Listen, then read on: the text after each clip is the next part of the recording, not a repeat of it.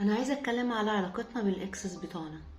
اللي بيحصل ان انا لما دايما بقول للكلاينت قاعده، معنى ان انتي تخلصي علاقه مع حد تعملوا لبعض بلوك، العيب مش بس فيه. اوكي، اكيد هو ممكن يبقى شخص كان سيء ومحترمكيش وخان، كل حقيقه، بس انا ليه سمحت للشخص ده ان يدخل حياتي؟ فلما ده يحصل في حياتكم لازم تقفوا مع نفسكم ثانيه، يبقى انا هنا عندي مشكله، والمشكله دي هتفضل تتكرر، ودايما تسمع جمله انا دايما حظي وحش. هو انا ليه يا رب دايما بقع مع الرجاله مثلا الخاينه او البخيله؟ لان انتي عندك مشكله، لازم تروحي تعملي سيشنز تعالجي المشكله دي، ساعتها الباترن بتاع العلاقات هيتغير. لكن لا، انا متخيله ان الباترن هيتغير بس عشان انسانه كويسه. ممكن ابقى انسانه كويسه بس ما بعرفش احط حدود، ممكن ابقى انسانه كويسه بس انا صورتي لنفسي، صورتي الذاتيه سيئه فبخلي الناس تستغلني. ممكن اكون انسانه كويسه بس anxious attachment. يعني ايه؟ يعني بتعامل مع اللي قدامي كانه طفلته وبتشعلق فيه جامد جدا، ودي اكيد حاجه ليها علاقه بالطفوله.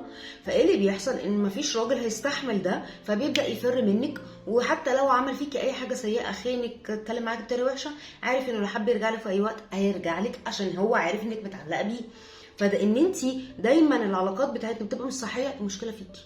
والمشكله فيكي دي مش حاجه وحشه، المشكله فيكي لان احنا مليانين مشاكل، كلنا عندنا مشاكل كتيره بسبب طفولتنا. ولو انت دايما بترتبط بواحده مش بتحبك او بتقولك انت زي اخويا وتقعد تستغلك، المشكله فيك، مشكله فيك. تروح تشتغل على المشكله دي، المشكله تتحل. ان انا اعمل بلوك للشخص اللي انا كنت مرتبطه بيه، ده ريد فلاج. ومش ريد فلاج بس على الشخص، ريد فلاج على اختياراتي اللي مدمره حياتي. انا كديانه اكيد وانا صغيره عملت بلوك لناس، ده لان اختياراتي كانت زي الزفت، علشان انا ما كانش عندي اي وعي نفسي ولا فاهمه اي حاجه في السايكولوجي ولا اي بتاع، فطبيعي كنت مع الوقت ان انا اكيد كنت بعمل لهم بلوك.